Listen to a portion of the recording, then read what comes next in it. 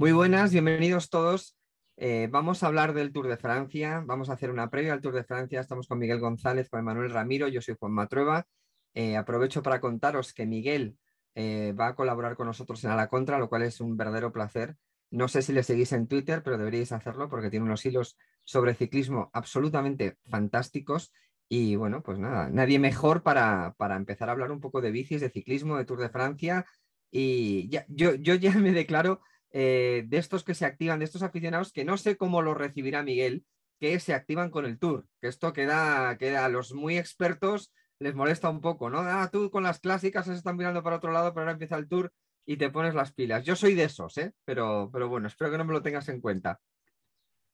Buenas tardes a todos, ¿qué tal? Bienvenidos a esta nueva aventura. Sí, efectivamente, con el ciclismo somos muy puristas, queremos que la montaña sea de alta montaña, ya etapas muy duras, las contrarrelojes sean largas, y también nos siente un poco mal lo que se dice el seguidor futbolero, ese que se incorpora solo cuando el fútbol está en vacaciones, pero bueno, también bienvenido sea que a todo el mundo le gusten los deportes, a mí no solo me gusta el ciclismo, y bueno, y si solo podéis seguir el Tour de Francia, pues bueno, mejor eso que nada.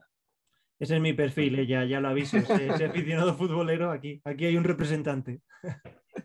Bueno, a mí me gusta en todas las épocas del año, pero tengo que reconocer que llega el Giro, llega el Tour, llega la Vuelta, para mí son los grandes momentos, esto no cabe duda. Bueno, para entrar en materia, te voy a plantear, Miguel, una serie de preguntas, no con la idea de que las expongas, o sea, que hagas una exposición muy larga, simplemente que nos indiques unas respuestas cortas que luego, si te parece, las podemos desarrollar. La primera sería pedirte un tanto por ciento, en tantos por ciento, que nos contaras qué opciones tiene de ganar el Tour Pogačar. 75%. Bueno, el resto ese 25% no como sería en otro deporte porque no tiene esa condición de favorito, sino porque en ciclismo ya sabemos que influye el factor suerte y los percances. Pero es claramente favorito, pero vamos a dejarle ese 25% a los demás por esas posibles percances. ¿Este es el mismo tanto por ciento que le darías a un Armstrong en la época de Armstrong o un Indurain en la época de Indurain, a los grandes dominadores, o todavía no consideras a Pogačar un gran dominador? Yo sí lo considero un grandísimo dominador, no solo del Tour, estamos viendo que en tanto vueltas de una semana como en clásicas, pero bueno, a Armstrong y a Indurain en particular le daría más porque tienen ese don de no tener nunca percances. Y todavía no sabemos si Pogačar los tiene o los puede tener. Bueno, pues a Pogačar, por lo menos, como se dice en Terminator, si sangra se le puede matar. Él tuvo un percance en la Estrada de Bianche, pero bueno, pese al percance logró la victoria. ¿Hace cuánto tiempo no nos encontrábamos con un favorito de este nivel? Yo te he hablado de Armstrong y de Indurain, no sé si a ti te viene a la mente algún otro ciclista. Bueno, es que desde el caso de Armstrong, pues hemos tenido a Chris Froome, que también inició una dinastía, menos cuando tuvo el percance en el Tour de 2014.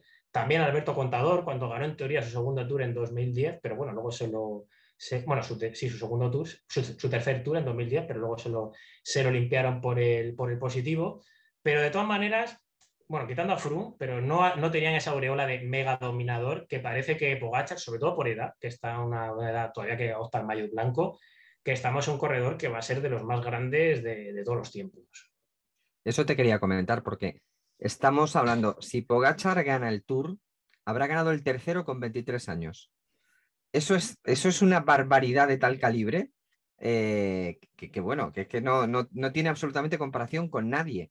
Estamos hablando de un ciclista que podría ganar por edad. Ya sé que todo es muy complicado, que los años pasan y que los percances están ahí, más en el ciclismo, pero que podría plantearse ganar una cantidad desmesurada de Tours de Francia. Sí, por edad creo que este año se pone en 24, o sea, todavía le quedaría un año entre los jóvenes, que es el sub-26 hasta los 25 años. Es monstruoso ya por ganar su primer Tour con la edad que lo ganó, ya por ganar tres. Es que esto no llegan a la decena de corredores que hayan ganado tres Tours. La mayoría han sido consecutivos, como los pentaganadores, pero es que ya solo con esta edad le situarían uno de los más grandes de la historia. Bueno, que la parte de ganar Tour, él le pega todos los palos, pero es que ya es monstruoso y asusta lo que puede lograr el chaval. Y además ciclistas que compiten todo el año, ¿eh? Que da gusto también, que no son aquellos ciclistas que se reservaban estrictamente, bueno, si acaso asomaban en Dauphiné, pero había otros que no, que se reservaban para el Tour. Estos tíos ganan, compiten y ganan durante todo el año. Sí, porque la dinámica ha cambiado, tal vez influye bastante que las carreras sean más cortas, no cuesta tanto coger tan fondo, tanto en la propia competición del año, sino para los jóvenes, que antes era un penal, el primer año era lo que se dice soltar la carbonilla. Entonces, por ejemplo, veíamos un Miguel Indurain que empezaba a entrenar el 1 de diciembre, cogía la forma, pues eso, los primeros meses era muy poco competitivo, corría en Andalucía y lo que hacía era lo que se dice terminar las etapas. Luego llegaba el mes de las alergias y en torno al mes de mayo ya empezaba a ser competitivo para lograr un punto de forma muy, muy alto en el mes de junio, como has comentado en el Dauphiné, y ya le quedaba el power up final en el Tour de Francia. Luego él mantenía la forma, tenía ese don de llegar muy fuerte al mes de septiembre, cuando por entonces estaban los mundiales y la Volta a Cataluña, pero ya esa preparación ha cambiado, ya vemos unos corredores muy en forma en el mes de marzo, que está la París-Niza o la Tirreno Adriático, y Pogačar va, lo que se dice, dosificando, no tiene tanta continuidad, como por ejemplo un corredor que podía ser Sean Kelly, que ganaba, vamos, era raro que estuviese una semana sin ganar una sola carrera. Y Pogačar le dosifican el calendario, por ejemplo, ya desde Lieja no ha corrido prácticamente nada, un bol, entre comillas, digámoslo así, como es la Vuelta a Eslovenia, pero carrera que sale, carrera que gana o es de los máximos favoritos. ¿Qué es lo más positivo que crees que se puede decir de Enric Mas? Yo diría que tiene 27 años, pero no sé tú qué consideras lo más positivo. Y no sé, te añado otra cuestión, si somos un poco crueles con Enric Mas. Lo más positivo de Enric Mas es que tiene ese don de la regularidad. O sea, por ejemplo, teníamos un caso de Beloki, que era un corredor que hasta el Tour de 2003, que no le vimos atacar, tuvo la mala suerte de su corredor en la que se le veía tanto más fuerte como más ofensivo, se retiró por una caída. Y Enric Mas sería un Beloki trasladado con menos nivel. O sea, el Beloki tenía la capacidad de terminar entre los 3 primeros, él quedó segundo el año que no participó Ulrich, en 2002. Pues Enric Mas, ese corredor que nunca falla, pero claro, entre que nunca ataca y que no es súper ni en montaña ni en contrarreloj, pues siempre parece que su umbral está en torno a la quinta plaza. Sí, tienes razón. Yo veo lo mismo. Te decía lo de la crueldad con Enric Mas porque digamos que mantiene unos tonos, no sé si decir unos tonos grises, porque también está en un nivel de excelencia, pero no tiene el punto de genialidad de Landa, no es un ganador, es un chico, no sé, que no acaba de enganchar, ¿no? Porque habría muchas más razones para que fuéramos de Enric Mas que para que fuéramos de Landa, y sin embargo nos excita y nos emociona mucho más Landa en carrera de lo que nos puede emocionar Enric Mas. Bueno, es que ya sabes cómo somos los españoles, que nos gusta primero los corredores escaladores, siempre históricamente, desde los tiempos de Bamontes, y nos gusta sobre todo el corredor de ataque. Entonces, en ese caso, Mikel Landa, que bueno, Mikel Landa pues es lo que sería el Atlético de Madrid en persona, o sea, que te da Buena comparación. Ahí ya empiezo yo a entender, ¿ves? Te da una de cal y una de arena. Pero bueno, por lo menos tiene ese momento que te levanta del sofá. O sea, es igual que cuando el Atlético de Madrid gana una liga, yo soy del Atlético de Madrid, por cierto, cuando el Atlético de Madrid gana una liga, pues dice, bueno, pues esta liga me compensa los 20 años que he estado sin ganar una. Pues un poco Mikel Landa es eso, que para celebrar una victoria de Mikel Landa, pues fíjate, es que la última vez, no sé si fue una etapa, no, la general de la Vuelta a Burgos, pero bueno, el landista se conforma con eso y bueno, tiene ese alimento que le llena de emoción cada X tiempo. Pero es que Enric Mas, desde que está en Movistar, solo ha ganado una etapa en la Comunidad Valenciana. O sea, que es un corredor que nunca ataca y que postometría mucho, pero gana muy poco desde que está en Movistar, porque en Quick era un corredor distinto. Pues claro, es que casi no tienes nada que llevarte a la boca. Entonces casi tiene el único aval que tiene es que es un corredor español que está siempre arriba. ¿Hasta qué punto, yo voy a meter un poquito de cizaña, Sí. hasta qué punto eso es parte de, o crees tú que es estrategia de equipo, o hay también un poco que él haya aceptado ese rol y prefiera asegurar antes bueno, que esa expectativa de poder conseguir algo más? Bueno, es que la estructura Barca, que es la de Movistar, que antes era Cais de Par, antes Banesto y primero Reynolds, históricamente siempre han sido muy conservadores. Ellos tuvieron un punto de inflexión en la Vuelta del 83 con Julián Gorospe, que iba como eterna esperanza del ciclismo español, y bueno, y no le pegó una soga que dijeron, una y no más. A partir de ahí dijeron, vamos a ser muy conservadores, tanto en las tácticas como en las progresiones con los corredores, y esto ya se vio con Miguel Indurain, un corredor que tenía un potencial tremendo, que reventó la máquina de vatios cuando le hicieron las primeras pruebas de esfuerzo y dijeron, bueno, este chaval lo vamos a llevar con mucha calma y de hecho hasta no ganó su primer Grand Tour, su primer Tour de Francia con 27 años.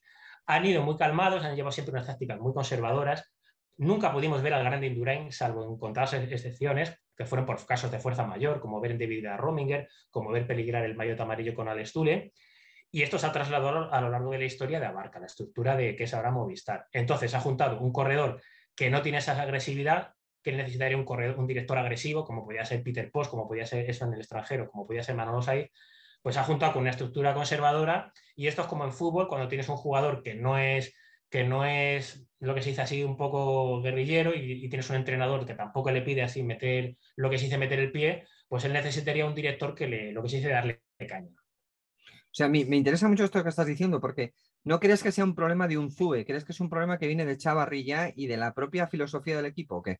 Sí, sí, ha sido siempre una estructura muy conservadora. Ojo, hay que decir que los resultados les avalan. Ellos han ganado muchos Tours de Francia, con Perico Delgado ganaron el 88, ganaron los 5 con Miguel Indurain, y también ganaron un Tour también ganaron un Tour con Óscar Pereiro, que este es un Tour infravalorado, pero es un Tour que lo ganó en la carretera, y sobre todo siendo de los mejores en el segundo bloque de montaña, porque le regalaron media hora, reseteó todo lo que había perdido en el primer bloque, pero en el segundo bloque fueron de los mejores. Por tanto, en el Tour de Francia los resultados les avalan, pero por contra ha sido siempre una estructura muy conservadora. Por eso es que hasta se especula que el apodo de los frailes, que viene un poco, que no se sabe si por la coronilla, que es la calva que empezaba a asomar Echavarri, también por su forma conservadora, tal vez vayan por ahí los tiros.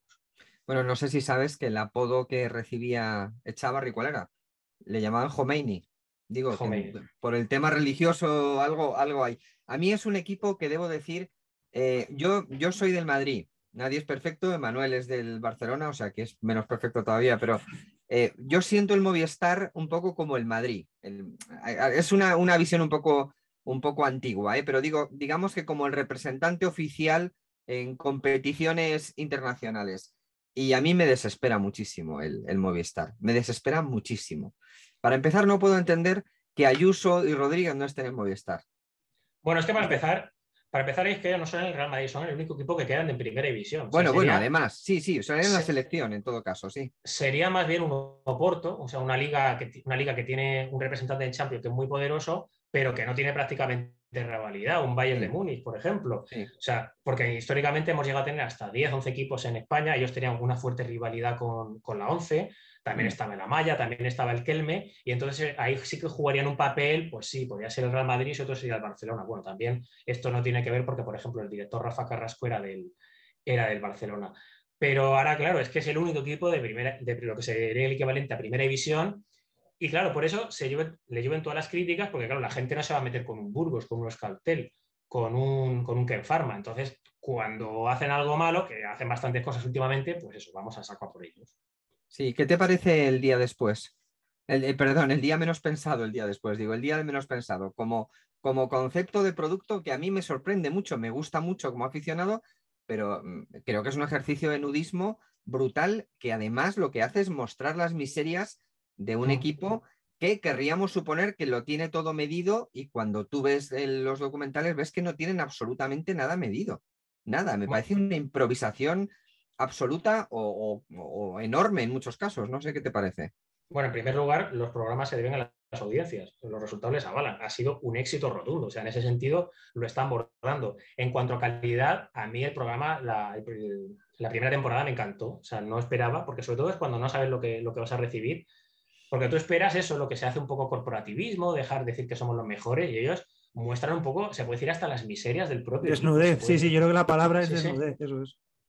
Pero se puede decir que si quieres vender el producto es que casi lo estás dejando mal, dejan casi en pañales al propio Enric Mas de su forma de actuar. Pero claro, eso casi creas empatía con ellos, porque tú lo estás viendo y es como cuando eso, que te cae mal el triunfador y con el que es un poco perdedor, pues te cae mejor. Pues en ese sentido han tenido mucho éxito. Lo que pasa que ya ves un poco que ya encuentras situaciones un poco forzadas, porque se supone que la primera temporada se grababa un poco así en cámara oculta y ya ves un poco unas situaciones un poco forzadas. O sea, por ejemplo, ves el director pues que justo va a la etapa en la que gana. O sea, que ya empiezas a dudar. ¿Qué pasa? Que justo no había ido a ninguna etapa y justo el día que va gana. Termina una etapa y yo qué sé, Pachi Vila, que ha ganado con Sagan un montón de cosas, por una etapa de la Vuelta a España se pone a llorar. ¿Hasta qué punto eso es creíble? Bueno, pero de todas maneras el producto sigue siendo muy entretenido. Ahí yo creo una contradicción ahí, ¿eh? O sea, me parece, entiendo lo que dices tú de hago un producto que tiene una gran audiencia, me parece muy bien, pero eso se contrapone a la seriedad y a la modernidad que debería tener Movistar como equipo de los grandes del mundo, ¿no? Y se ven ciertas cosas en ese documental que son un poco sonrojantes. Luego Ojo, nos Juanma, podemos divertir porque Chente se ha convertido en un personaje divertidísimo, no sé qué, pero que Chente sea el símbolo del funcionamiento de un equipo como Movistar en estos tiempos no deja de ser un poco preocupante a mi modo de ver. Perdona, Manuel. No, quería añadir un matiz que Movistar también como plataforma de contenidos, quiero decir, un Movistar que debería tener también, bueno, pues un cierto, no sé si control es la palabra, pero sí un cierto dominio sobre el lenguaje audiovisual, sobre lo que se enseña, sobre lo que no. Entonces, bueno. Sí, no, Sí, no sé, yo esto lo he hablado con gente de Movistar y ellos están muy orgullosos del producto, pero claro, ya no me atrevo yo a meterme en lo que supone ese producto y por qué hay una audiencia, y es porque hay una cierta chapuza latente, ¿sabes? Y de verdad que siento ese equipo, yo voy con el Movistar y estoy contigo en lo que dices, Miguel, que yo me siento empáticamente más cercano al Movistar después de ver los documentales, pero no quita para que te esperes otra cosa ¿no? En el funcionamiento de un gran equipo. Es que no hemos claro. avanzado mucho con respecto a los tiempos de Manolo Saiz gritando desde el coche, ala, ala, ala, ala. No, pero es que incluso hay momentos que parecen un poco manos a la obra. O sea, sale Chente y dice, qué malos somos más malos que la hostia, algo así. Y luego dice, no, que era broma, que ya no sabes si es que no se ha dado cuenta que le estaban grabando y bueno, y le han querido dejar así como que hacemos la coña, pero casi piensas que se le ha escapado. Pero bueno, ellos lo que quieren, Movistar no es precisamente una compañía de teléfonos que son ahí un locutorio con dos cables, o sea, es una empresa que factura, debe ser de las que más facturan tanto en España como internacionalmente. Si ellos deciden hacerlo es porque verán que es un producto rentable, porque se trata al final de mejorar tu imagen de marca. ¿Cómo te explicas, te preguntaba antes, que las grandes estrellas del ciclismo español no estén en el Movistar? Pues lo que se dice poco ojo clínico. O sea, necesitaría lo que se dice un Monchi, que era un experto en fichajes en fútbol, esto lo sabéis, que parecía que fichaban a Canuté cuando no lo conocía nadie, Sí. pagaba 4 perras, marcaba un pepinaco de goles en la liga y lo vendían el producto que lo multiplicaban con una rentabilidad del 2000%. Estos pues no tienen ese ojo, se les ha escapado Ayuso, se les ha escapado Carlos Rodríguez, pues bueno, no tienen ese ojo y luego pues hacen unas apuestas un poco dudosas, como por ejemplo lo de Cortina, hipotecar un equipo por un corredor que en clásicas ha demostrado que puede acabar entre los 20 primeros, pero que no es un potencial ganador y te vas a ir a las clásicas del norte con un corredor que casi si te da un top 10, que podrías decir que es su mejor actuación. Pues bueno, le falta esa visión. Ellos dicen que bueno, que siempre salían en el objetivo que decía Unzué, que ahora con lo del equipo femenino, que su objetivo siempre había sido un sueño ganar en Flandes, pero bueno, seamos serios, ellos cuando estaban en Durain las clásicas es que directamente ni se presentaban, porque con el World Tour no era obligatorio, pues ellos las ninguneaban por completo. Y ahora, desde que son obligatorias, pues casi moralmente dicen, bueno, pues vamos a hacer algo, por lo menos que no llegue el primer tramo de Oquino y nos vayamos todos para casa, vamos a tener un poco de vergüenza torera, pero bueno, es que tampoco ha sido su pasión. Y entonces es un cúmulo de errores, de no tener ese ojo para fichar a los buenos y luego pues algunas decisiones un poco criticables, como la obsesión, por ejemplo, por ganar la clasificación por equipos. Sí, a mí eso, que eso siga ocurriendo es algo que me pone absolutamente de los nervios. Pero bueno, estamos hablando de los de ahora, pero es que Contador tampoco ha corrido en Movistar. Es que quiero decir que ha habido grandes profesionales, los mejores ciclistas españoles que no han pasado por Movistar. Yo no sé por si que no ha habido interés, no ha habido acuerdo, pero me extraña. Y luego se han hecho apuestas que históricamente solía hacer la ONCE, que la ONCE era más proclive a fichar corredores extranjeros para convertirlos en jefe de filas del equipo. Algo que se demostró que producía un desapego con respecto al aficionado, es decir, cuando se apostaba por Zule o por que casi al final Jalaber acabó siendo uno de los nuestros, pero no era una fórmula adecuada, yo creo. Y sin embargo, en eso ha caído también Movistar, ¿no? No sé si por temas económicos o de negocio, porque le interesaba abrir mercado en Colombia y tener a un tío como Nairo, etcétera, pero no sé, parece que va de tropiezo en tropiezo, es que es un equipo desconcertante en muchas cosas.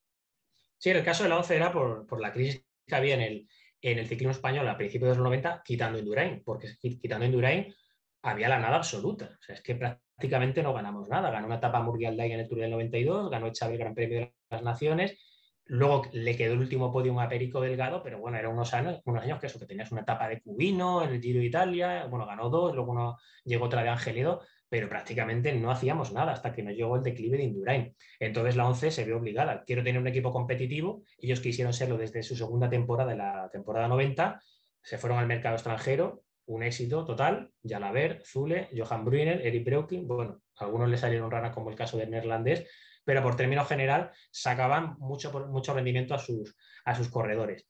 Y ahora Movistar pues está un poco en esa tesitura. No cogen al corredor bueno, ya tienen que sumergirse en el mercado extranjero. En el caso de Nairo ha sido un éxito, ha sido cuando más cerca han estado desde que el sponsor de Movistar de ganarlo. Cometieron un error en la temporada 2014, porque siendo segundo en el 2013, tu obligación es intentar ganar, no agachar la cabeza como la avestruz e irte a por retos menores como el Giro y la Vuelta a España, pero eso, como ahora comentas, pues siempre fracasan en el contrato de la estrella española.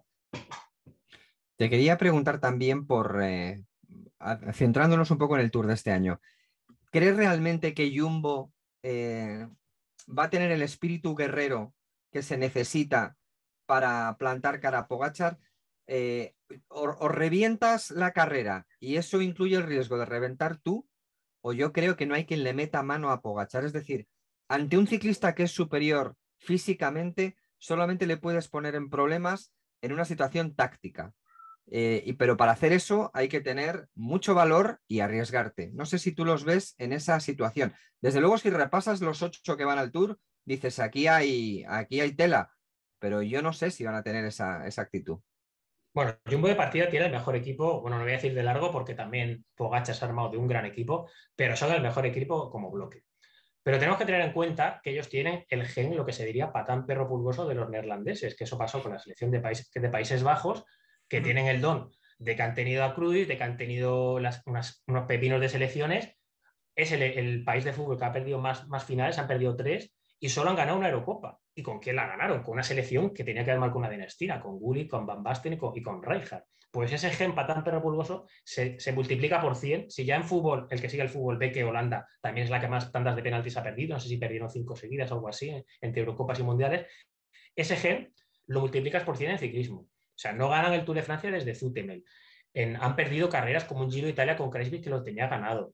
Denis Menchov, que tenía un Giro ganado, bueno, este es ruso, pero corre en Rabobank, un equipo neerlandés, tenía el Giro en el bote y se cae en una última curva en la contrarreloj. Bueno, es que el PDM, la intoxicación, o sea, es que les pasa de todo. Entonces Jumbo, pues tiene ese gen que en el Tour del año pasado, el primer día hubo una caída por un individuo, bueno, era una chica que se puso con una pancarta y tiró a todos y que con la mala suerte que tienen, tiró a todos los Jumbo.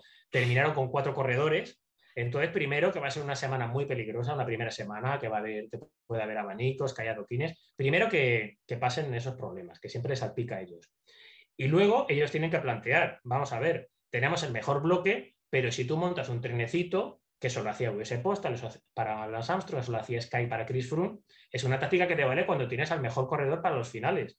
Si tú quieres llevar la carrera atada para al final un combate a 5 kilómetros, a 10, a 3 o incluso lo que sea un pancartazo, tienes todos los riesgos de llevarte un sopapo en la cara. Entonces, como comentas, ellos tienen tanto el ganador del año pasado como el ganador de las 2 últimas temporadas y el ganador de las últimas 3 vueltas a España. Lo que sería en el ranking, lo que se dice de tenis, en la ATP sería pues, el número 2. O sea, si uno es Nadal, el otro sería Federer. Pues él, Roglic, o sea, Jumbo, tanto con sus 2 líderes como Roglic como Vingegaard, tienen que buscar una superioridad numérica en la que Pogačar tenga que decidir. Salgo a por uno, salgo a por otro, lo que le ocurrió a Miguel Indurain en la etapa famosa de Mende del 95. Al final decidió dejar ir libre a Jalabert porque era menos peligroso que Zule y porque estaba más tiempo. Buscar una situación así para crear una superioridad numérica. Yo anticipo que aunque superen todos sus males, como busquen llevar la carrera amarrada hasta los kilómetros finales, Pogačar les va a dar un sopapo en toda la cara. Bueno, el año pasado, si no me equivoco, ya da el primer sopapo a las primeras de cambio, Pogačar, ¿no? Creo que hay un ataque suyo a 30 kilómetros de meta, no sé si es la etapa octava, y ya deja sentado lo que va a ser, ¿no? La carrera. Yo estoy contigo, creo que o eres valiente o estás muerto. Si recurrimos al momento trenecito y vamos a ver y vamos a esperar a ver qué pasa, a ver si tiene un momento de debilidad, pues yo creo que es absolutamente imposible meterle mano. Te quería preguntar también, ¿dónde crees que se van a dar más diferencias o va a ser más trascendente? La etapa del Pavés, primera semana, Alpe d'Huez, Galibier, Croix de Fer. Tácticamente, ¿dónde pondrías tú el foco, ¿no? Rayado.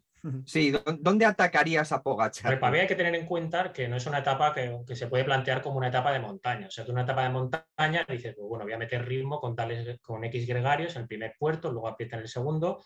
y cuando llegamos a la ascensión final, cuando queden 7 kilómetros, 5, ordeno atacar a mi jefe de filas.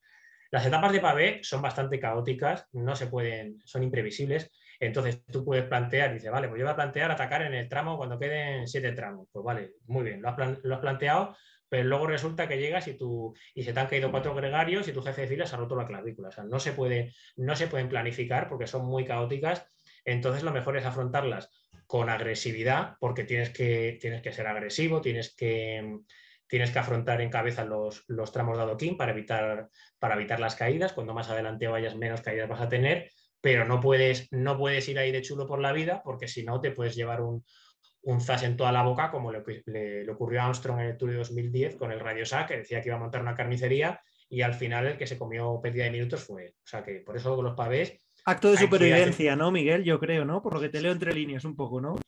Sí, bueno, de todas maneras son diferentes. O sea, aunque sean una etapa como los adoquines de la París-Roubaix, no tiene nada que ver una París-Roubaix con una etapa de adoquines del Tour de Francia. ¿Por qué? Porque los hombres más fuertes ahí hacen lo que se dice de niñeras. O sea, eso lo vimos, por ejemplo, en el Tour de 2015 de Sagan con Contador, que prácticamente se lo metió en el maillot. En el Tour de 2010, Cancellara, que venía de dar una exhibición en Roubaix, no pudo ganar la etapa, que se la llevó Torfuso, porque hizo, vamos, casi le llevó en el carricoche a Andy Schleck. Entonces, es una etapa diferente, pero bueno, que sí, por percances, puede haber grandes damnificados, sobre todo en forma de abandono, como fue en el Tour de 2014, con el abandono de Chris Froome y con la pérdida de 3 minutos de Contador, que bueno, que terminó abandonando, a priori parecía un gran lastre. ¿Cuánto riesgo le añade la lluvia a esa etapa? Muchísimo, o sea, es que no tiene nada que ver. O sea, las etapas con lluvia, no solo por el adoquín en lluvia, sino porque las etapas de adoquines de Roubaix, lo más peligroso no son los adoquines, son las aproximaciones a los tramos. Todos los equipos quieren ir en cabeza, a partir del puesto 20º se ponen muy nerviosos, se forman aceleraciones como si fuera la preparación de un sprint en meta, son peligrosísimos y claro, con lluvia hay menos tracción, la gente va mucho menos nerviosa, tienes que guardar una distancia de seguridad. Bueno, yo calcularía que por tema de caídas se pueden multiplicar por 4. Quería que nos contaras también qué te parece, que esto lo hemos hablado ya Manuel y yo, el papel de un equipo como Ineos aquí, ¿no? Que puede ser el tercero en discordia y vete tú a saber si no es el monta el avispero que no monten otros, ¿no? Porque no tiene un líder claro para la general, yo diría que no lo tiene, no sé si piensas lo contrario, y sin embargo sí es un equipo con el gen ganador y competidor, ¿no? Sí, ellos es una estructura que se creó en 2010, dijeron que venían para dominar tanto las grandes vueltas como hicieron, como los monumentos, que eso le costó más, y ya en 2011, aunque no ganaron Bradley Wiggins, por lo que se vio en Dauphiné que lo ganó con claridad, como se intuyó en el Tour de Francia que tuvo una caída, ya estaba para ganar el Tour de Francia, un Tour que lo ganó Cadel Evans y lo podía haber ganado Bradley Wiggins. Desde 2012 empezaron a ganarlo, no lo ganaron en 2014 por la caída de Chris Froome y luego prácticamente hasta el último de Egan Bernal, y también lo ganaron con Geraint Thomas, lo han dominado, y no solo incluso dominado, sino que también han tenido un segundo hombre que ha sido tan fuerte como los rivales. ¿Qué ocurre ahora? Que no tienen ese dominador, tenemos la lesión de Bernal, ese fatal accidente que tuvo entrenando, pero tienen la llave para decidir el Tour de Francia. ¿Por qué? Porque es un equipo que, aunque parezca una paradoja, o sea, igual que se decía que Jordan jugaba mejor al baloncesto cuando menos puntos metía, pues Ineos corre mejor cuando peores corredores tienen. Eso se está viendo porque ahora en las clásicas, que ahí influye la dirección y el talento en la forma de correr, están ganando. Hicieron una París-Roubaix que ha sido una maravilla. La plantearon súper agresiva, ellos tuvieron siempre corredores en cabeza, al final ganó su corredor, que de salida no era el 5 estrellas, parecían que eran los chicos molones del momento del ciclocross, tanto Van Aert como Van der Poel. Pues ellos han llevado a esos corredores al Tour de Francia, tienen a Geraint Thomas, que también es un corredor que se maneja muy bien en el adoquín, tienen a Van Barle, tienen a Filippo Ganna, que puede montar unos destrozos si no tiene esos pinchazos que tuvo en la París-Roubaix. Pueden ser esa llave, decir, mira, nos interesa el caos porque si hay normalidad nos va a ganar Pogačar y los Jumbo seguramente ocupen la segunda e incluso la tercera plaza de la general. Vamos a buscar el caos, a ver si en ese caos salimos ganando. Entonces, no tienen a priori, tienen a Daniel Felipe Martínez, tienen a Geraint Thomas, tienen a Adam Yates, que es un corredor que es un poco como Adam Yates, pero no en agresividad, sino en fiabilidad, que te puede acabar entre los 5 primeros, pero no parece un ganador. Entonces, por eso Ineos puede tener ese papel que se dice de detonante, dinamitero. Y esa tricefalia, por ejemplo, ¿no? Lo mencionabas tú ahora, esos 3 corredores, Geraint Thomas, Adam Yates y Daniel Felipe Martínez, ¿no? ¿Crees que se puede gestionar bien? Que venimos de ejemplos muy cercanos como los de Movistar, que al final ha dinamitado, hablabas tú de dinamitar, y se ha dinamitado a veces el propio equipo desde dentro. No sé si Ineos puede jugar esas varias bazas y saberlo hacer. Bueno, es que de todas maneras no creo que estén tan obsesionados por lograr una quinta plaza como pueda ser Movistar. Primero, porque siempre les ha gustado y segundo, ahora es una necesidad de fuerza mayor porque pueden perder la categoría. Ineos yo no creo que pierdan la cabeza por hacer una quinta plaza. Van a intentar lo que se dice salir a divertirse, a ver si ganamos etapas, hacemos una primera semana, a ver si Filippo Ganna se pone de maillot amarillo, lo aguantamos hasta que el equipo reviente y luego, pues bueno, corredores, lo que se dice animadores. Tampoco creo que estén tan obsesionados con mantener una quinta plaza. No creo que se vayan a poner a perseguir a un séptimo que va en avanzanilla, ponemos al equipo a tirar porque nos puede robar la plaza de la general. Hay que ver quién es el jefe de filas y aquí hay que tirar de tu picazo. La carrera pondrá cada uno en su lugar para decidir el jefe de filas. ¿Hay algún ciclista que creas que pueda estar metido en el podio y no aparezca en las quinielas? Bueno, yo tengo mucha esperanza de Blasov, lo que pasa que es una incógnita en el Tour de Francia, pero está haciendo una temporada muy buena. Antaño eso no era ningún aval, porque luego llegabas al Tour de Francia y no tenía nada que ver. O sea, tú podías ver, por ejemplo, un corredor como Wittenberg, que estaba haciendo una temporada muy buena, pero luego no tenía nada que ver con el Tour. También pasó con un corredor como Michael Boger, pero ahora es diferente. Ya se vio el año pasado con Vingegaard, no tenía experiencia como jefe de filas en el Tour de Francia, pero por la baja de Roglic le cogió las riendas del equipo y respondió con esa segunda plaza. Entonces, yo en Blasov, tal como es en el ciclismo actual, que no es cuenta más lo que has hecho en la temporada que la experiencia previa en el Tour de Francia, yo tengo muchas esperanzas de que haga una buena carrera. Que bueno, esto luego igual te hacen un zas en toda la trompa. Igual llegan los adoquines y se retira el primer día, pero yo tengo esperanza de que haga una buena general. No sé, en cuanto a tácticas, a mí me desespera mucho cuando empieza el Tour y te das cuenta de que los jefes de filas, una vez asumido que hay uno que está por encima del resto, en este caso Pogačar, están más pendientes de identificar enemigos secundarios que al enemigo principal. Y entonces te encuentras con que el Enric Mas está que va por Vingegaard porque Vingegaard se ha escapado, etcétera. Son situaciones que favorecen al líder. En lugar de que exista una concepción clara de nuestro enemigo es Pogačar y al primero que tenemos que ganar si queremos ganar es a Pogačar, ¿no? Que esas guerras secundarias a mí me ponen muy negro. Yo entiendo que es algo que está muy en el tuétano del ciclismo, pero no debería ser así, ¿no? Le resta muchísimo espectáculo eso.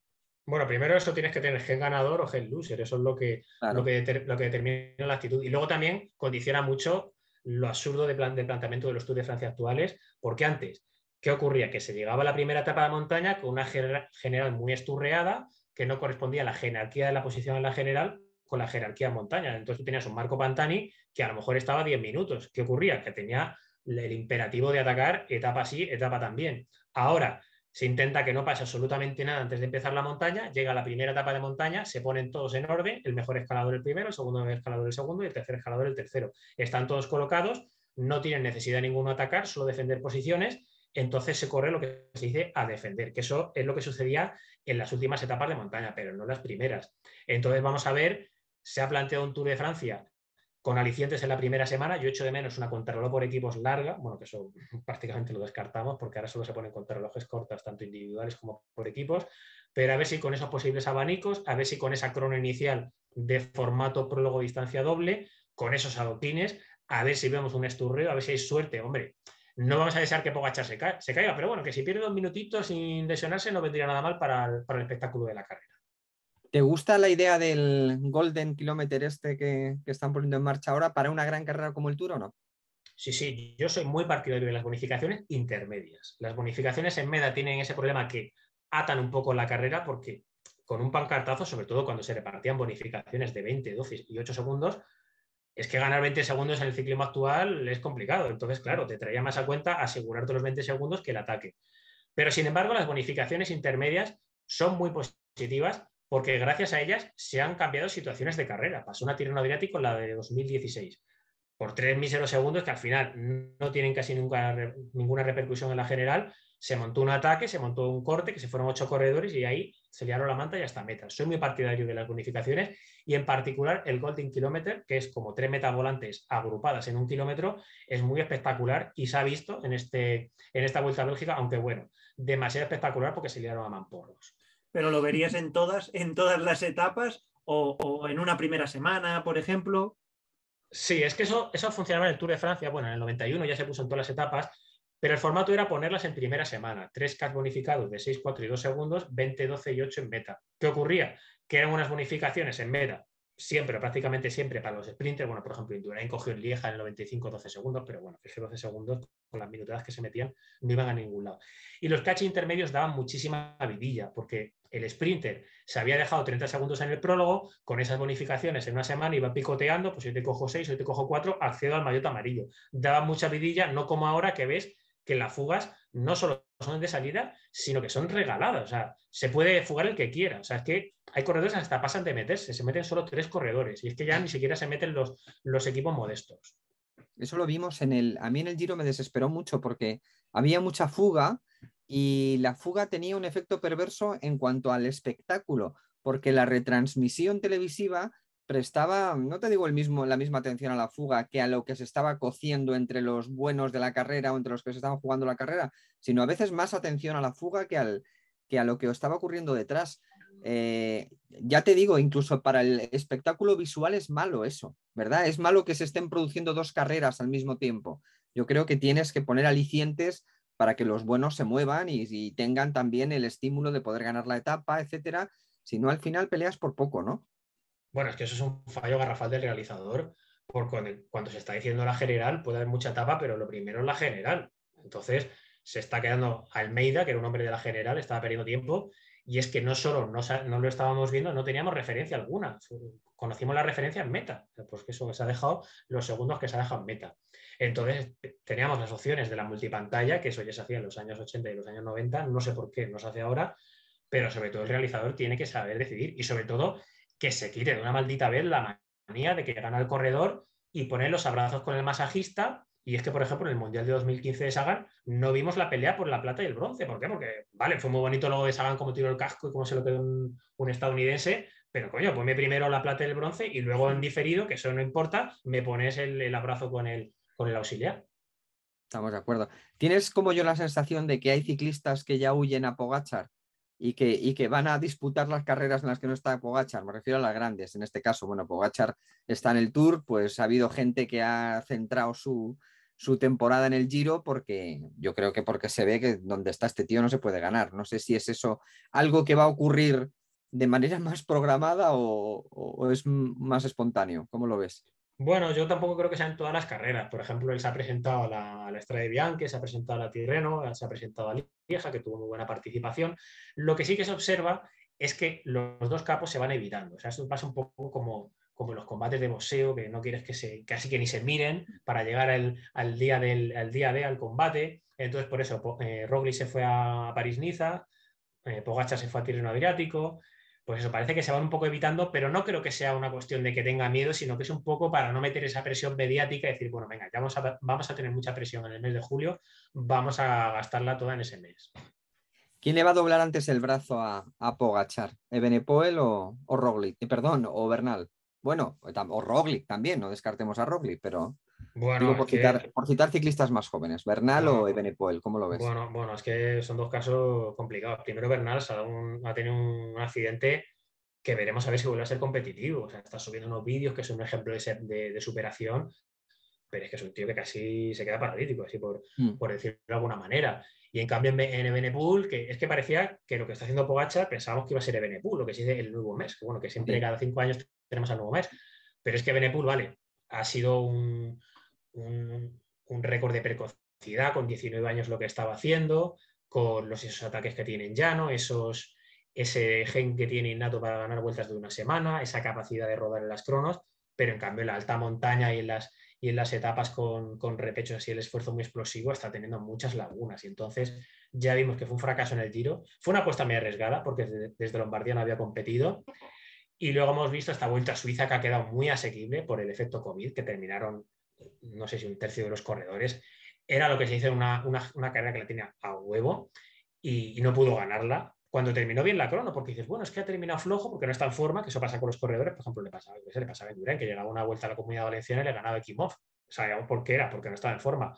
Pero si Evenepoel ha ganado la crono y volando, porque ha volado en la crono final, quiere decir que está bien, pero en cambio ha fracasado en la alta montaña. Entonces ya empieza a crear serias dudas, no solo que sea la alternativa a Pogačar, sino que vaya a poder ganar una gran vuelta sin la presencia de esloveno.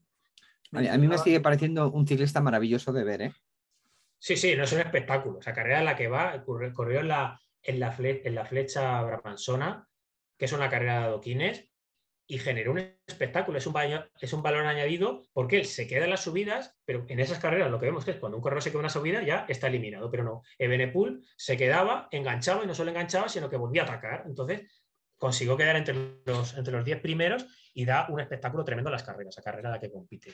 Esta nueva generación, estos nombres que estáis mencionando, tienen un valor o tienen ese valor más, ese valor añadido de dar espectáculo, tienen ese concepto de hacer un ciclismo más atractivo pensando en el público que quizás generaciones anteriores. Hombre, sí, eso está claro que con Van der Poel y con Van Aert, carrera a la que van, bueno, es que sobre todo Van der Poel es un verdadero pirado. O sea, es que no sabe contemporizar, parece que corre en el ciclismo antiguo, ataques a 80 kilómetros, carrera que te lanza 8 ataques, tiene una capacidad de recargar el turbo que parece Lobezno, que cuando le hacen una herida se regenera en 5 segundos, pues es así, es que parece un personaje de Marvel. Es esta, yo tengo dudas, ¿eh? Pero puede que estemos ante la generación de oro del ciclismo, de la historia del ciclismo en cuanto a coincidencia de grandes genios. Es verdad que son genios en formación, muchos de ellos. Habrá que tener luego perspectiva para ver todo lo que han logrado. Pero yo no sé si nos hemos encontrado, ¿no?, con esta pléyade de grandísimos ciclistas, todos a punto o haciendo historia en diferentes facetas, te diría, ¿no? Pero que lo cubren todo. Sí, porque tenemos que con Armstrong parecía que Ulrich era la única alternativa, con Indurain no había nadie detrás. Los Tours de Francia y Dinol se dicen que son de los más bajos niveles de la historia. Bueno, es que siempre que hay un dominador parece que el segundo es muy malo. Y ya tendríamos que irnos al ciclismo de los 70 con Eddy Merckx, que fue el mejor ciclista de todos los tiempos, pero no era porque tuviese poca competencia, porque tenía en las clásicas a Oriol de Blaming, que quitando a Merckx es el segundo mejor clasicómano. Tenía a José Manuel Fuente, que está en el Giro Italia como rival, que está considerado uno de los mejores escaladores de todos los tiempos. Y tuvo, cuando tenía el día, bueno, a Luis Ocaña, que fue el que más duro se lo puso. O sea que yo diría que ya casi tendríamos que remontarnos a los años 70. Sí, porque ahora es increíble. ¿Ves a Van Aert o alguno? Yo creo que Van Aert quizás es el más propicio, capaz de reciclarse en un ciclista para pelear podios en vueltas de 3 semanas o no? Hombre, pero lo puede hacer, yo creo que lo puede hacer, porque un corredor que en sus primeros intentos ya te está para pelear vueltas de una semana, estuvo peleando quedó segundo en la Tirreno Adriático porque le derrotó Pogačar, ojo, una Tirreno Adriático que desde 2012 ya es para vueltómano, no es como la época de Blaming, que ganó 6 seguidas, me parece, que era para clásico más. Ahora, para ganar una Tirreno Adriático tienes que por lo menos tener un nivel de escalada óptimo.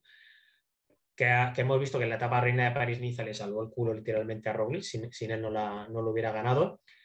Incluso ha hecho tercero una etapa de alta montaña con los mejores y ganó la etapa del Mont Ventoux el año pasado. O sea, es un corredor que sube.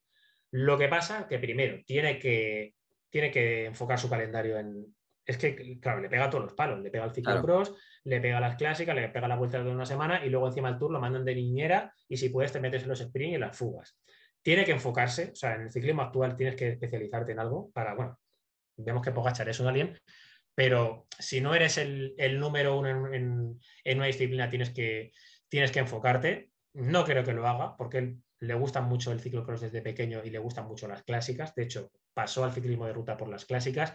Va a ser complicado, pero bueno, yo creo que sí tiene potencial. De todas maneras, no creo que le traiga cuenta porque ¿podría conseguir un podio? Sí, como le pasó a Jalabert. Jalabert intentó el Tour de Francia, quedó cuarto una vez, pero vio que ese era su umbral, se pegó leñazo en el 96 y ya nunca más lo intentó. Pues yo creo que Van Aert lo puede hacer, pero nunca lo vamos a ver. Podio para el Tour. ¿Cuál es tu apuesta? El podio para el Tour, pues mira, yo me voy a tirar a lo más fácil y voy a decir Pogačar, Roglic y Vingegaard. Esto es poco habitual, ver dos corredores del mismo equipo. Se vio en 2015 con Movistar, con Valverde y con Nairo. se vio en 2011 con los hermanos L. Bueno, se vio segundo y tercero, porque primero y segundo ya hemos visto. Que esto es un arma de doble filo. He metido 2 corredores, pero casi queda que no ha sido agresivo, porque normalmente cuando lo haces bien, tu segunda baza la has inmolado. Pero bueno, yo por tirar a lo más seguro, porque claro, es que te puedo meter un corredor como la Sof y luego me deja mal y llega a 15 minutos en la primera etapa de montaña. Por tirar a lo más seguro, voy a decir esos 3. Y bueno, pues luego nunca se cumplen. En ciclismo casi nunca 2 más 2 son 4, pero bueno, por lo menos acertaré 2 de 3. Yo Tú, quería Emanuel, hacer, a ver, haznos una apuesta. Esto es lo pues, típico que aciertas tú, ¿eh? Aquí Sí, el sí. futbolero va y nos moja la el, oreja aquí. el menos. Yo tengo esperanzas con Ineos, que por eso preguntaba antes, y creo que puede, en esa intención de dinamitar, como hablaba antes Miguel, de meter a algún corredor. A mí me parece que Geraint Thomas ahí puede ser el que la cabeza más visible o el que termine siendo el principal candidato. Yo creo que para hacer podium estaría, y me gustaría pensar que un corredor español se puede colar ahí. Evidentemente pienso en Enric Mas, quizás arañando un tercer escalón, quizás llegando pues eso, a su techo, ¿no? Competitivo. Ojalá pudiera ser así, pero creo que el único escalón que está posible o accesible es el tercero, es el tercer escalón. El primero y el segundo está claro que es Pogačar y que es Roglic. Yo, fíjate, no tengo tan claro que vaya a ser Roglic el segundo. Yo metería más a Vingegaard. Yo creo que Vingegaard puede ser segundo y me gustaría que fuera más, bueno, yo creo que a todos nos gustaría, los aficionados españoles, menos a Lix, que no conoce nacionalidades en el ciclismo, que le da igual que gane. A mí me gustaría que hubiera un español, que fuera Enric Mas, y además quiero decir que fuera una demostración de que, oye, en esto sí que ha tenido razón el Movistar, ¿no? Que por fin consiguiera meter a Enric en el podio. Lo veo muy complicado, pero bueno, creo que es un tour precioso. A mí me parece sobre el papel, el trazado, con una cantidad de etapas de montaña, bueno, enorme. No sé si ha sido una simple apreciación mía o realmente es que lo son. O sea, para que haya espectáculo, muchos días. Luego ya sabemos que esto no depende del trazado, que depende de los señores que están en bicicleta, depende muchas veces del tiempo también. Y bueno, yo creo que la primera semana, como comentabas tú, Miguel, marca mucho, ¿no? Marca un poco el guión de lo que va a ser el resto de la carrera. Sí, va a marcar porque luego en la montaña tenemos la dinámica de los Tours de Francia actuales, que las etapas no son largas, no se ponen grandes encadenados. A la organización le gusta que vaya la carrera atada, por eso le sentó como una patada en los, donde ya sabes, en el superataque de Pogačar que dejó sentenciada la carrera. Entonces, la primera etapa va a ser clave, porque estamos hablando que si un corredor pierde 2 minutos en un abanico, puede ser la etapa en la que más tiempo pierda. En los adoquines no solo se pierde tiempo, sino que te puedes ir para casa. O sea, le ha pasado a Froome, le ha pasado a Porte, le pasó a Fran Schleck, o sea, que es algo relativamente habitual. O sea, que así es una probabilidad muy alta de que un corredor de los favoritos se vaya para casa ese día. Tenemos una con unos 13 kilómetros, que vale, no deja de ser un prólogo, un poco más de un prólogo de los años 90, pero va a marcar ciertas distancias. Y sobre todo tenemos una corona final larga, bueno, larga de para lo que se pone ahora, ya no vamos a las cronos de más de 1 hora de esfuerzo. Entonces, diferencias va a haber, pero claro, las etapas de montaña tienen ese problema que las tienes que optimizar al máximo, casi atacar en el primer puerto duro, porque básicamente no hay encadenados duros. Pues eso, tenemos la de Alpe d'Huez, pero bueno, la de Alpe d'Huez tradicionalmente, salvo yo que sé, casos como en el Tour de Francia del 86, se decide todo en la ascensión final, que como siempre dice Perico, de los 3 puertos, el Galibier o la Croix de Fer es el menos duro de los 3. Yo Bueno, los quería que... Sí. incluir un elemento externo que puede también marcar, no sé si puede llegar a marcar, que es el COVID al final, que está afectando ya a algunos corredores, ha provocado bajas, ha cambiado de la UCI incluso, ¿no? Su normativa recientemente. No sé si puede ser ese invitado, no diré sorpresa, pero negativo, ¿no? Que provoque o que altere cierta clasificación general, por ejemplo. Bueno, yo directamente el año pasado no me creí la baja por COVID, porque prácticamente no hubo. O sea, es que estaba contagiando a todo el mundo. Y luego cuando se contagiaba era un auxiliar. O sea, ¿por qué eso? Porque si tenías 2 casos, iba el equipo para casa. Y claro, el riesgo era muy alto. Se podía haber quedado la carrera sin corredores. Entonces, pues no sé, hubo luego casos como un corredor del Bora, no sé si fue Mühlberger o Postelberger, uno de los dos austriacos, que empezó a tener mareos, que hacía un calor del copón, así con 40 grados iba con un chubasquero del frío. O sea, eso ahí pasa algo raro. Yo creo que no sé si se han silenciado, pero bueno. Entonces hay que ver el efecto que tiene, porque hemos visto la Vuelta a Suiza ha sido un verdadero destrozo. Ha sido un verdadero destrozo, pero claro, no es lo mismo que seas asintomático, que des positivo, que puedas seguir corriendo, que tengas un positivo que te pase como Sagan, que se ha quedado más malo que las arañas. Entonces, pues bueno, hay que ver el efecto que tiene, que desde luego como pasero de Suiza la carrera queda seriamente dañada. Bueno, pues yo creo que hemos hecho un repasito así para ponernos en situación Hemos muy tocado interesante. muchos palos, es verdad. Sí, Ya sí. estamos deseando que empiece.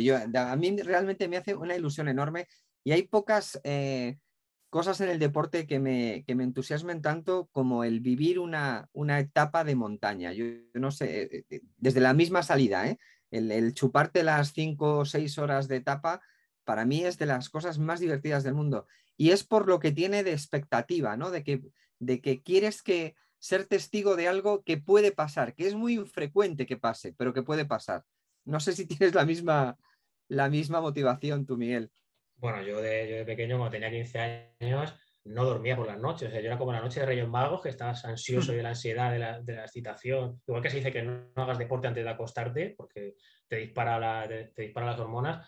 Pues yo con las etapas de montaña me pasaba eso. Me quedaba escuchando a José María García, que terminaba a la 1:30, y en mis sueños empezaba ya a pensar en Indurain, en que van a atacar. Empezaban por la mañana, es que tenías que levantarte pronto para desayunar y irte corriendo a comprar el periódico y ya empezar a ver las etapas. Ahora empiezan más tarde porque las etapas son más cortas, pero si antes te ponían muy nervioso, ahora lo que pasa, claro, como primero son más cortas las etapas y ahora los corredores son más conservadores, no tienes esas mariposas en el estómago, eso que se dice, pero bueno, yo particularmente este Tour sí que las espero con muchas ganas, pero también espero con muchas ganas la etapa de los adoquines. Yo casi es la carrera, la etapa que más tengo marcada en el calendario. Pues nada, ahí estaremos todos. Luego no se sabe cuándo salta la liebre, pero vamos, ese es un buen lugar para que salte. Bueno, vamos a disfrutar muchísimo contigo, por supuesto, en Twitter y por supuesto en tus colaboraciones, Miguel, que esperamos con ansia los que somos aficionados, porque da gusto hablar con alguien que lo tiene todo en la cabeza, que es tan rápido como tú, que lo vive tanto. Y bueno, una lección, Emanuel. Esto hay que estar tomando notas casi. Buena, sí, sí, yo tengo aquí el cuaderno y me ha apuntado lo de las arañas, me ha apuntado muchas cosas, muchas frases, lo de ser niñera, o sea, he aprendido en esta charla. Bueno, es que Bueno, Juanma, que me sigue por Twitter, sabe mis expresiones, que ya te comenté a ti, Emanuel, que me gusta darle humor y bueno, pues eso, tengo unas expresiones que la gente ya me las va pillando. no, y además de que yo creo, fíjate, que acercan mucho y hacen que gente que a lo mejor no está muy interesada se interese, ¿no? Eso de si sangra se le puede matar y tal. Yo creo que hay que meter eso en el mundo del ciclismo, que a veces es un poco sota, caballo y rey, ¿verdad? Aprovechando que hay mucho joven ahora, hay que meter también un lenguaje nuevo y ser más divertido. Sí, es que yo tenía un profesor de investigación de mercados que era un verdadero tarado, pero es que yo no tenía nunca ganas de ir a las clases, pero ese iba particularmente porque me reía muchísimo. Y entonces me di cuenta que cuando más divertido, más atención prestas, entonces yo por eso siempre trato de ser muy divertido. Pues lo consigues. Muy Muy bien, bien, chicos. chicos, pues nada, buen tour. Igualmente para todos.